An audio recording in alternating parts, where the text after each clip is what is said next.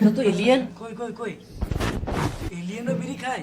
কিছুদিন আগে খবর দেখাছিল হ্যাঁ। যে আমাদের এখানে নাকি একটা এলিয়েন এসছে, হ্যাঁ। কিন্তু কেউ খুঁজে পায় নাই।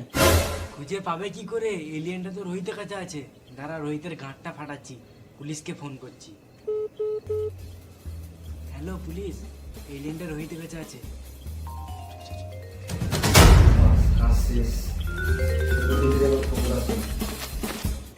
দাদু তুই সত্যি চলে যাবি? হ্যাঁ, এখানে থাকলে আমার বাচ্চাটা যে কিছুই হবে না, আমি সারা জীবন বাঁচাই থেকে যাবো।